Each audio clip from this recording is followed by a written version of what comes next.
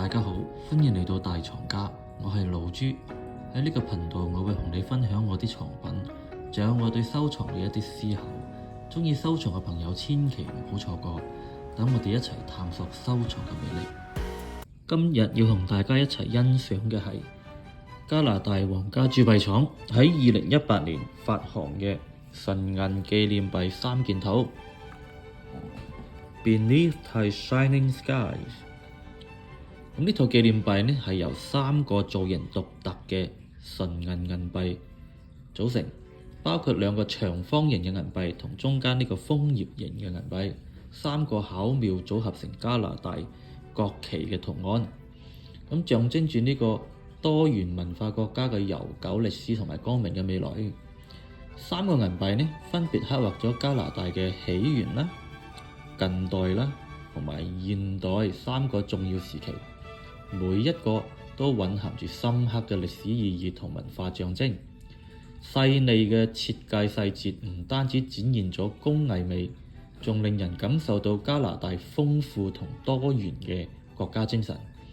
呢套 Beneath the Shining Skies 唔單止係收藏佳品，更加係對加拿大歷史同文化嘅致敬，值得我哋每個收藏家去細細品味嘅。我哋現在從左邊第一個銀幣開始，逐件細細咁去鑑賞佢。首先調一調個鏡頭先，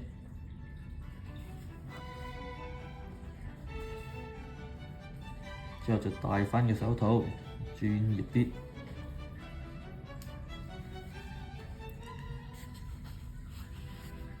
好，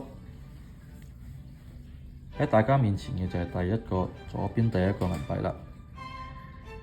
咁呢個銀幣象徵住加拿大嘅起源、歷史起源，主要有3個設計元素嘅。第一個設計元素呢，就係右上角呢度嘅太陽照住一艘帆船喺海洋上邊航行。咁呢艘帆船呢，就係 Jacques Cartier 嘅大黑名號。佢代表咗 Jacques Cartier 對加拿大嘅探索。咁 Jacques Cartier 呢就係幫加拿大命名嘅人啦。佢同時亦都繪製咗聖勞倫斯河嘅地圖。而左上角呢度呢，我哋可以見到有一個克里族嘅原住民，同埋2隻耗牛，呢2隻牛嚟嘅。大家睇唔睇得出？企咗喺一棵松樹下邊。佢象徵咗加拿大壯麗嘅自然風光同埋原住民嘅歷史傳承。咁最後一個設計元素呢，就係右下角呢度有3條三文魚喺河流上邊游水，象徵住太平洋海岸嘅豐富嘅生態。咁中間呢度呢係一條鐵路，係一個好有趣嘅設計構思，我哋陣間會講到。佢嘅背面呢，就係經典嘅英女王頭像。咁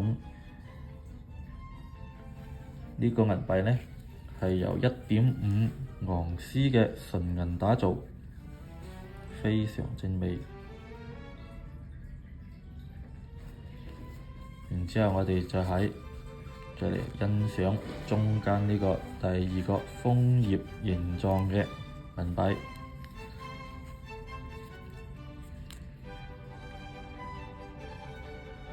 呢個銀幣象徵咗加拿大近代建國史。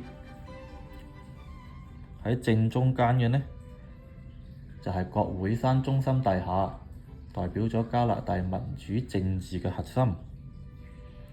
環繞住呢個國會大廈嘅嗰啲花呢，嗰啲紅色嘅花呢，就係罌粟花。佢代表咗加拿大喺1戰同埋2戰中英勇犧牲嘅軍人。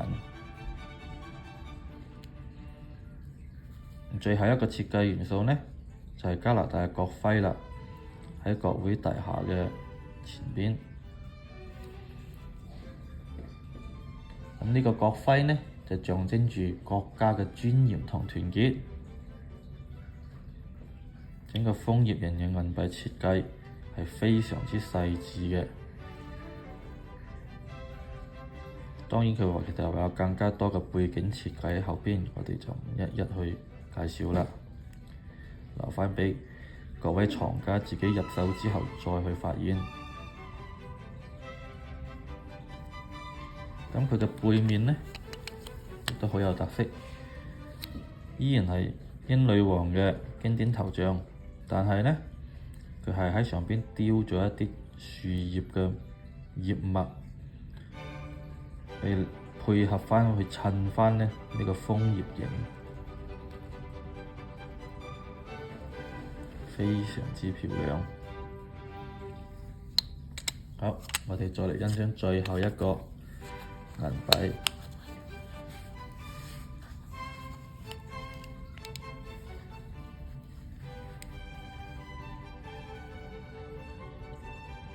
呢一個銀幣象徵住加拿大嘅現代，主要有4個設計元素。首先喺呢邊就係一個月亮照耀住多倫多嘅市中心，我哋可以好明顯嘅睇到多倫多嘅標誌地標啊 CN Tower。然之後呢度呢，有幾嚿石頭砌成嘅呢個嘅建築物呢，或者人造物呢，就 Innisfree， 代表咗北方原住民文化同社區凝聚力。咁最後呢邊呢，係一棵楓糖樹嚟嘅，好大棵嘅楓糖樹。呢個楓糖樹係東部標誌性嘅自然景觀。咁我哋就睇到最後一個設計元素，就係呢一隻白鴿和平鴿啦。咁佢就個口擔住一條絲帶，象徵咗加拿大嘅維和傳統同埋對未來充滿希望嘅願景。咁我哋可以見到呢邊都係一條鐵路。咁三個銀幣佢哋嘅設計唔係互相獨立嘅喎，其實係有一個定嘅整體性。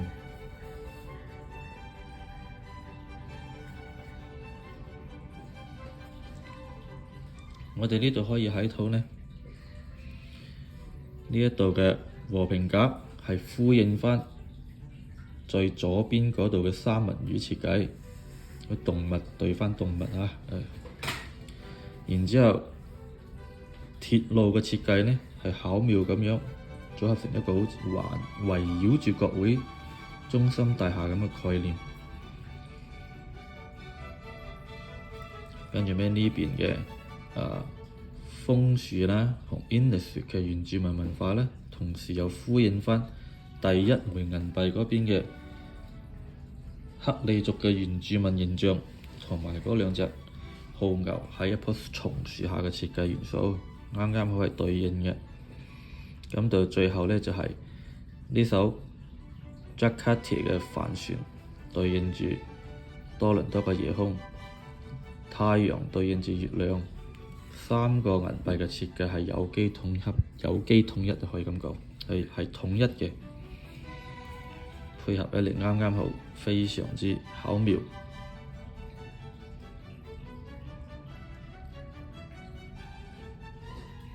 咁呢三枚銀幣呢，共同就講述咗加拿大從過去啦到現代，再到未來嘅豐富故事，並巧妙拼合成加拿大國旗嘅圖案，象徵住國家自豪同身份認同。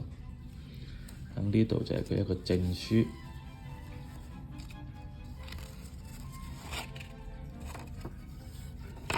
咁上邊呢係列明咗呢套幣嘅一啲技術數據啦。咁主要呢，我哋關注嘅就係第一，佢哋係由4個9嘅純銀打造，包含咗兩個各重1.5盎司嘅長方形銀幣同一個0.5盎司嘅楓葉形銀幣，總共重量就係3.5盎司。同時我哋可以睇到呢套銀幣嘅發行量係全球限量3000套，而我手頭上呢套呢，就係編號第214嘅嗰套。呢套紀念幣目前嘅市價大概係加幣360蚊左右，但係二級市場嘅供應呢，唔係好多。以 eBay 為例呢，我哋睇到係得1、2、3、4、5、6、7、8套，總共係得8個賣家喺度叫賣，但係喺合理價範圍內呢，係得一個叫緊360蚊，跟住尾就跳到去395，接近400蚊啦。剩低嗰啲呢，都要去到500蚊樓上左右噶啦。咁最誇張嘅就係呢套啦，叫2000蚊，佢基本上就唔諗住賣咗啦，其實就想畀大家睇下嘅啫。咁呢套紀念幣係由著名藝術家 Rebecca Yanoskawa， 即係呢個靚女設計嘅。咁我哋可以睇到佢嘅其他嘅一啲藝術作品，大部分都賣咗出去啦，證明呢個藝術家嘅作品喺市場上邊都比較受歡迎。大家有空都可以關注下或者收藏佢嗰啲畫㗎吓。咁呢套紀念幣呢，我平時就係咁樣放喺我辦公台上邊，隨時都可以細細咁去欣賞。我個人鍾意佢同埋覺得佢值得我哋去收藏嘅原因，亦都係佢嘅收藏價值，係以下4點。第一就係佢嘅獨特設計，佢係加拿大第一套由2種唔同形狀嘅銀幣組成嘅3件套，突破咗加拿大以往同樣形狀嘅3件套設計。佢係暫時為止唯一嘅一套，同埋呢，佢呢2個唔同形狀嘅3個銀幣呢，共同巧妙咁組成咗加拿大國旗嘅圖案。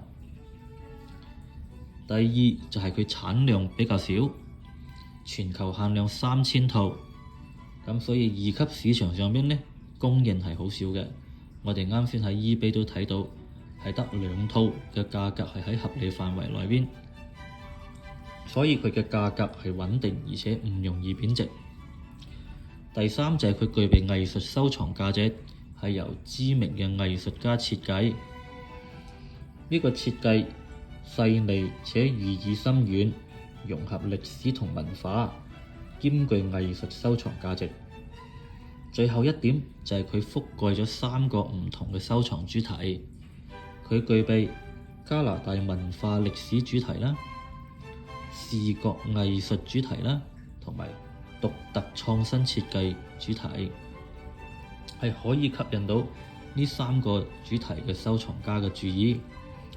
所以總結嚟講，呢套紀念幣唔單止係加拿大歷史同文化嘅縮影，亦都係藝術同創新嘅完美結合。無論係銀幣收藏家定係藝術收藏家，都值得入手嘅。鍾意呢套紀念幣嘅朋友，歡迎點讚同訂閱頻道，我會繼續分享更多我嘅其他藏品。